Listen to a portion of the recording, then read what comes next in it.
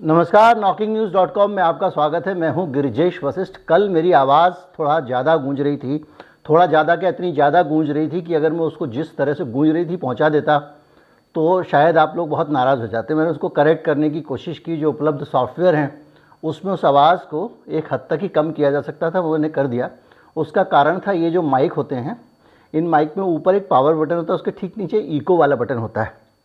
कल गलती से वो इको वाला बटन दब गया। अब जैसे मैं रिकॉर्डिंग कर रहा हूँ इस वक्त मेरे पास कोई फीडबैक नहीं है। आमतौर पे चैनलों में जब रिकॉर्डिंग होती है तो एक आदमी बैठा होता है, साउंड रिकॉर्डिस्ट, जो ऑडियो लेवल को चेक कर रहा होता है। अब गरीब सेटअपों के पास वो सब तो चीज़ें होती नहीं है, उतने लोग भी नहीं होते हैं। तो जब रिकॉर्डिंग हो गई तब मुझे उसका पता चला, और उस वक्त इतना समय नहीं था कि मैं पूरा अपना वीडियो दोबारा रिकॉर्ड कर पाता। और इस पूरे क्रम में आपको ये ख़राब आवाज़ झेलनी पड़ी, जिसका मुझे बहुत अफसोस है। आज बातचीत करेंगे रूस के बारे में और अमेरिका के बारे में। आपको मैंने बताया था कि किस तरह से एक पूरा मैंने वीडियो बनाया इस पे, और उस वीडियो में मैंने आपको बताया था कि किस तरह से पुतिन अपने स्टाइल में शांति की कोशिश कर रहे हैं और एक दिन वो कामयाब होंगे। अब नतीजे आने शुरू हो गए हैं और चीज़ें शांति की तरफ बढ़ती दिख रही हैं। बड़े से बड़े आग लगाओ भी अब तमीज़ में आ गए हैं। हो क्या रहा है, कैसे हो रहा है, क्या वजह हैं, कितनी वजह हैं, इस सब पे बात करेंगे। और अब ज़ेलेंस्की जैसे लोगों की दिक्कतें क्या बढ़ने वाली हैं, क्या कम होने वाली हैं, क्या आप सब आग में पानी डालने वाले हैं, और वो कौन सी परिस्थितियां हैं जिसमें जाके अब शांति की बातें हो रही हैं, इस पर मैं बात करूंगा। कहीं मत जाइए, चैनल को सब्सक्राइब कर लीजिए। आज वीडियो में बहुत जानकारियां मिलने वाली हैं।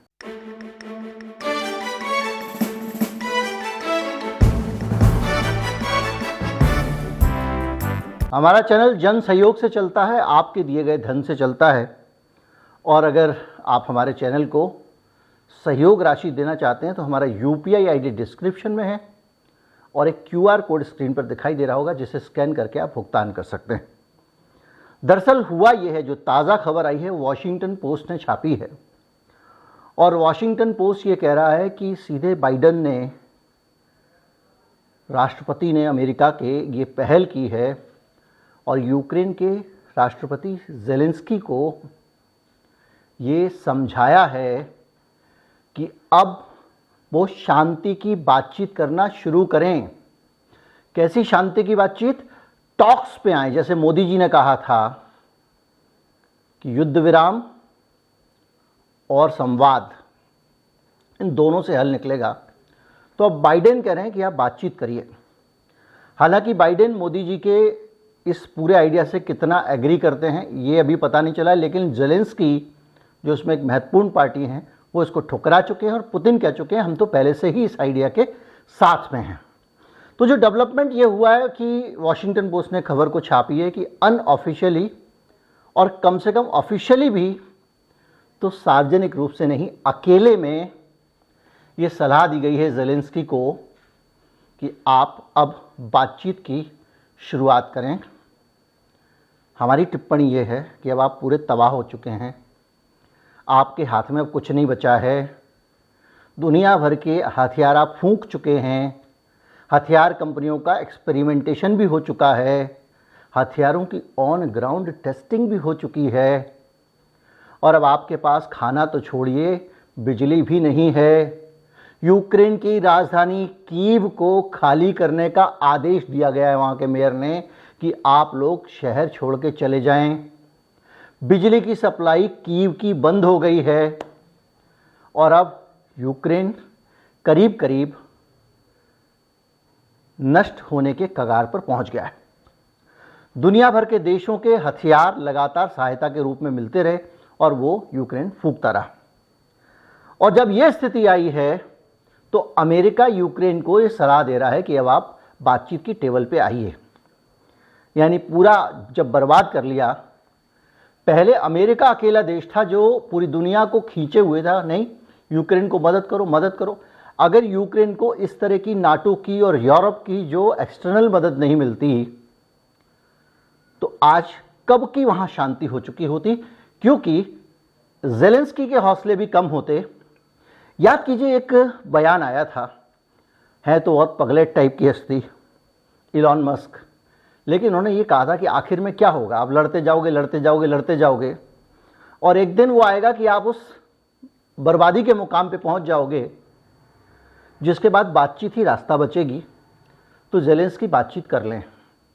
ये बात ज़ेलेंस्की को पसंद नहीं आई थी और उन्होंने बहुत कड़वे जवाब इलॉन मस्क को दिए थे। और उसके कुछ ही दिनों बाद में इलॉन मस्क ने, जिसने अपनी तरफ से यूक्रेन को अपनी सैटेलाइट इंटरनेट की सेवा दे रखी थी, उसको बंद कर दिया। बोले पेमेंट नहीं आया, सेवा बंद। और यूक्रेन का पूरा युद्ध उस सैटेलाइट पे काफ़ी हद तक निर्भर कर रहा था, क्योंकि जितना इंटरनेट कम्युनिकेशन, जो उनका मिलिट्री कम्युनिकेशन, बहुत सारी चीज़ों में इलॉन मस्क का इंटरनेट इस्तेमाल हो रहा था और बहुत सारे ऑपरेशंस और वहाँ का प्रशासनिक काम भी उसी इंटरनेट से चल रहा था, वो ठप पड़ गया। और जब ये बात आई है तो वॉशिंगटन पोस्ट की ये रिपोर्ट आती है, और ये रिपोर्ट वॉशिंगटन पोस्ट की ज़रूरत है कि दुनिया का हर अखबार, जो बड़ा अखबार है, उसने इस खबर को प्रमुखता से छापा है। भारत के हिंदू से लेके, वॉल स्ट्रीट जर्नल से लेके, इजराइल के अखबार से लेके और रशिया के अखबार तास, जो रशियन एजेंसी है, उसने भी, सब ने इस बयान को बहुत प्रमुखता दी है। अब एक दूसरी वजह पे आते हैं जिसकी वजह से हो सकता है कि ये भी वजह रही हो, और मैं सारी वजहों के बाद में आपको बताऊंगा कि किस तरह से ये एक कामयाब मिशन है पुतिन का, जिसने सारी दुनिया के देशों को शांति के लिए मजबूर कर दिया। हुआ यह है कि इस पूरी चीज़ों के बीच में, घटनाक्रम के बीच में, बहुत सारे देश दुनिया के, भैया इससे ज़्यादा हम मदद नहीं कर पाएंगे, तुमने कमाना धमाना बंद कर दिया है, काम धंधा बंद कर दिया है, रोज़ झगड़ा करते हो, पड़ोसी से लड़ाई हो रही है तुम्हारी, मान लिया कि तुम हमारे दोस्त हो, मान लिया हमने ये कह दिया कि वो दोस्त तुम पे नाजायज़ कब्जा कर रहा है, लेकिन तुम रोज़ लड़ते ही रहोगे। हम कब तक लाठी, बल्लम, फरसे, बंदूक, तमंचे, खाना, रसद तुमको देते रहेंगे, और तुम सिर्फ 1 पॉइंट प्रोग्राम तुम्हारा ये रहेगा कि तुम उस दोस्त के ऊपर हमले करते रहो और कुछ मत करो। और ये सबसे बड़ी समस्या ज़ेलेंस्की के केस में बन गई थी। उनके पास एक ही काम रह गया था कि लड़ाई करो और पुतिन के खिलाफ बोलो। बाकी भाड़े के सैनिक उनके पास थे जो बाहर से आते थे, पैसा बाहर से आता था जिससे वो भाड़े के सैनिकों को भुगतान कर देते थे। पूरा यूरोप अपने हथियार दे रहा था। और ये जो कन्फ्लिक्ट है, ये जो लड़ाई है, जानकार लोग कहते हैं कि ये लड़ाई अब शुरू हुई है देखने के लिए, जबकि असली लड़ाई लंबे समय से चल रही थी और पुतिन बार बार कह रहे थे कि शांति स्थापना में योगदान करिए। वह ये है कि नए नए देश जो है वो सामने आ रहे हैं और ये कह रहे हैं कि जो ज़ेलेंस्की हैं और दूसरे लोग हैं, बहुत हो गया, झगड़ा बंद करो। साउथ अफ्रीका ने संयुक्त राष्ट्र में एब्सटेन कर दिया। एक नया देश निकल के आया, भारत पहले ही एब्सटेन कर चुका है, चीन एब्सटेन कर चुका है कि भाई हम रूस की निंदा नहीं करेंगे, हमको किसी से कोई मतलब नहीं, हम किसी देश के खिलाफ नहीं करेंगे, शांति होनी चाहिए और युद्ध विराम और बातचीत के ज़रिए समाधान होना चाहिए। यही बात हमारे मोदी जी कह रहे हैं। और अब ब्राज़ील में जो राष्ट्रपति आए हैं, लुला दी सिल्वा, वो भी कह रहे हैं कि ज़ेलेंस्की अपनी तरफ से युद्ध खत्म करने का प्रयास कर ही नहीं रहे हैं। वो खुद को सिर्फ पुतिन की बुराई, पुतिन की निंदा और आलोचना करने में उन्होंने सीमित कर लिया है। उनको अपने देश की चिंता नहीं है। और इस सब के साथ साथ एक अमेरिका का इंटरनल पॉलिटिकल रीज़न भी है। आज जब ये वीडियो रिकॉर्ड हो रहा है, अमेरिका में मध्यावधि चुनाव हो रहे हैं और इसकी ठीक पूर्व संध्या पे वॉशिंगटन पोस्ट ये खबर छापता है। यानी जो वोटर हैं अमेरिका के, उनको ये संदेश दिया जा रहा है कि अब अमेरिका थोड़ा शांति वांति चाहता है, हम झगड़ा वगड़ा नहीं कराएंगे, इसलिए बाइडेन के थोड़ा सा पक्ष में रहो। बात सिर्फ इतनी नहीं है, बात इतनी है कि रिपब्लिकन जो हैं वो बड़ी संख्या में, अभी हाल में एक सर्वे हुआ था जिसमें 46% रिपब्लिकन ने कहा कि अमेरिका ज़रूरत से ज़्यादा यूक्रेन के मामले में कूदा हुआ है और यूक्रेन को फ़ायदा पहुंचा रहा है और वॉर मॉन्गरिंग कर रहा है। 46%।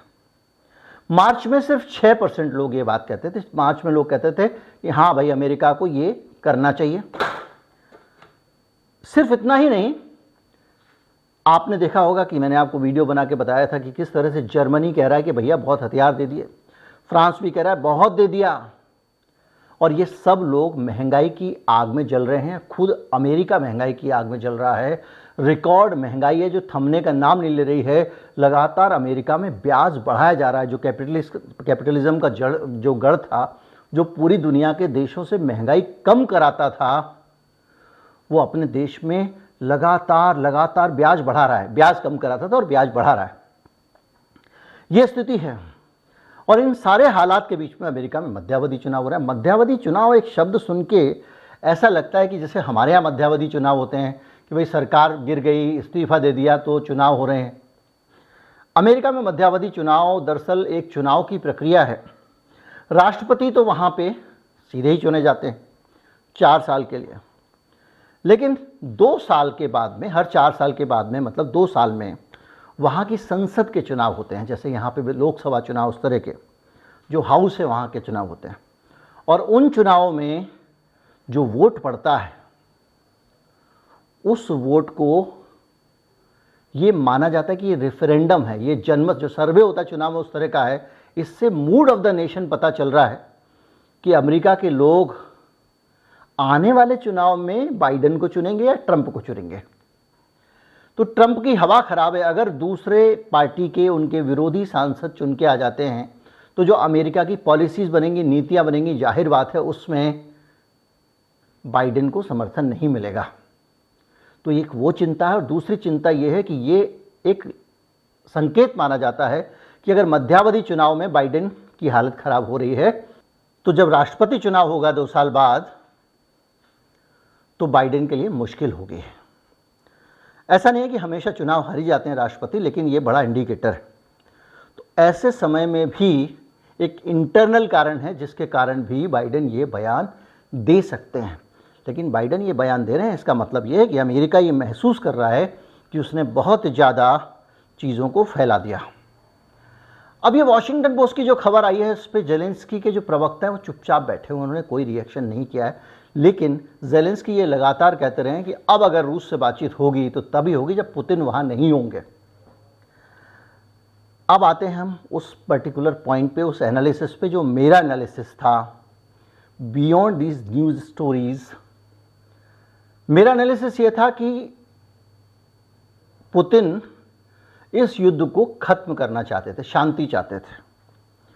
उन्होंने अपने आप को जो सीमावर्ती कुछ राज्य हैं, डोनबास का जो इलाका है वहाँ समेट लिया था, जो रूस की सीमा के नज़दीक वाला है, यानी दक्षिणी और पूर्वी यूक्रेन मान लीजिए, जो रूस के पश्चिम में पड़ता है। और वहीं बैठकर उन्होंने इस जगह पे अपने आप को कंसाइज कर लिया था। आपको याद होगा पूरे यूक्रेन से फौजें वापस बुला ली थी।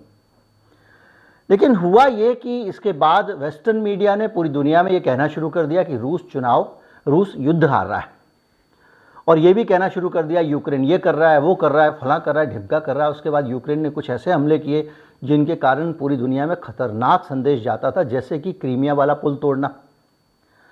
उसके बाद से एक स्ट्रेटजी पुतिन ने अपनाई। उन्होंने कहा कि नहीं, ये शांति ऐसे नहीं होगी। विनय न माने जलधि जड़, गए 3 दिन बीत, बोले राम सकोप तब, भय बिन होए न प्रीत। ये रामचरितमानस में सूर्यदास जी ने लिखा है। इसका एक सीधा सीधा मतलब है कि जब 3 दिन हो गए और बार बार वो समुद्र से रिक्वेस्ट कर रहे थे भगवान राम, तो उन्होंने एक तीर निकाला, कहा मैं सुखा दूंगा तुझे। दोस्ती के डर के बगैर दोस्ती नहीं होती, प्रेम नहीं होता। भय बिन होए ना प्रीत, ये भगवान राम के मुंह से कहलवाया है अपने रामचरितमानस में। उसके बाद समुद्र ने तुरंत रास्ता दे दिया था। तो दुनिया को और यूरोप को झटका देने के लिए पुतिन ने भी यही रणनीति अपनाई। पुतिन ने क्या किया कि एक तो ऑफेंसिव हो गए, उन्होंने कीव में सब जगह दोबारा हमले करने शुरू कर दिए, उनके बिजली घर उड़ा दिए, उनके ऊपर हवाई हमले, ड्रोन हमले, तमाम सारे हमले एक साथ करने शुरू कर दिए और फिर से जेलेंस्की को डिफेंसिव बना दिया, पहला काम। दूसरा, इंटेलिजेंस इनपुट के बेसिस पे उन्होंने संयुक्त राष्ट्र में कहा कि यूक्रेन बना रहा है डर्टी बम, यानी न्यूक्लियर बम बना रहा है। न्यूक्लियर बम सॉर्ट ऑफ होता है ये डर्टी बम, यानी न्यूक्लियर बम नहीं होता है, विस्फोट किसी दूसरे तरीके से होगा, लेकिन जो चीज़ें निकलेंगी वो विकिरण फैलाने वाली होंगी। ये कहा जाता है डर्टी बम। और बार बार ये खबरें आने लग गई कि रूस परमाणु युद्ध की तैयारी कर रहा है। रूस ने अमेरिका को धमकी दी कि आप युद्ध में कूद रहे हैं सक्रिय रूप से, क्योंकि आप अपने सैटेलाइट्स के जरिए जानकारी लेके यूक्रेन को दे रहे हैं, जिससे हमें नुकसान हो रहा है। ब्रिटेन को ये कहा कि आपका MI6 बार बार जासूसी कर रहा है हमारे खिलाफ, जो गलत है, आपको युद्ध में तटस्थ रहना पड़ेगा। और ये बातें निकल निकल के आने लगी। उसने न्यूक्लियर एक्सरसाइज कर रहा है, ये कर रहा है। और जो भलमन साहत उसने दिखाई थी कि यूक्रेन का अनाज निकल जाए, वो भलमन साहत उसने कहा कि भैया अब नहीं निकलने देंगे अनाज। फिर बाद में उसके ऊपर लोग छटपटाए, यूरोप ने, दूसरे लोगों ने बात की, तो पुतिन ने कहा ठीक है भाई जाने दो अनाज, पूरी दुनिया को क्यों भूखा मारें, अफ्रीका को क्यों भूखा मारें। तो ये जो सिचुएशन है, जो हालात हैं, उनके बीच में रूस ये चाहता था कि एक बार दुनिया को ताकत का एहसास हो जाए, ताकि दुनिया ये ना समझे कि ये हार रहा है, डर रहा है, कमज़ोर पड़ गया वगैरह वगैरह। तो वो बातचीत के टेबल पे आएगी। मेरा एक वीडियो है जिसमें मैंने बाकायदा ये पूरा एनालिसिस आपको बताया था, और आज वो परिस्थिति हमारे सामने है। बातचीत के टेबल पे आने के लिए जब अमेरिका तैयार हो जाए तो ज़ेलेंस्की ज़्यादा ना नुकुर नहीं कर सकते। उनकी जितनी अकड़ है अमेरिका और नाटो के दम पे है। नाटो अलग बात करने को घूम रहा है और यूरोप भी बात करने को घूम रहा है, और वो ये कह रहा है कि रूस से हम बात करने को तैयार हैं कि हमारे हितों के साथ में कोई समझौता ना हो। कुल मिला के अमेरिका के इंटरनल हालात कह रहे हैं, डेमोक्रेट्स कह रहे हैं कि बातचीत से रास्ता निकालो, और यहाँ रूस और पूरा यूरोप हड़बड़ा गया है। अंदर प्रदर्शन हो रहे हैं बड़े बड़े, फ्रांस में, जर्मनी में, इटली में, मैं वीडियो बना चुका हूँ, और भी बहुत सारे देशों में, हॉलैंड में, पोलैंड में। और दूसरी तरफ से ये सारी मजबूरियाँ और आंतरिक मजबूरियाँ, पॉलिटिकल मजबूरियाँ अब युद्ध के शांति की तरफ ले जाने के लिए आ गई हैं। और परमाणु युद्ध होने वाला है, उसका खतरा, तृतीय विश्व युद्ध वगैरह के जो न्यूज़ चैनल हैं, मुझे नहीं पता वो उस खबर का क्या करने वाले हैं, लेकिन मुझे ये लगता है कि अब धीरे धीरे चीज़ें शांति की तरफ बढ़ रही हैं। जितनी जल्दी शांति होगी, यूक्रेन का भी भला होगा, रूस का भी भला होगा, नाटो को भी सबक मिलेगा कि ज़बरदस्ती दुनिया में रायता नहीं फैलाना चाहिए। और नागरिक सबसे ज़्यादा प्रताड़ित हो रहे हैं। राजाओं को तो कोई फ़र्क नहीं पड़ता, ना तो फ्रांस के राष्ट्रपति को, ना इनको केवल अपना इलेक्शन की चिंता रहती है, बाकी तो चरस भोए रहते हैं। उम्मीद करता हूँ वीडियो आपको अच्छा लगा होगा। अच्छा लगा हो तो ज़्यादा से ज़्यादा लोगों तक पहुँचाएँ, चैनल को सब्सक्राइब कर लें। नमस्कार, जय हिंद।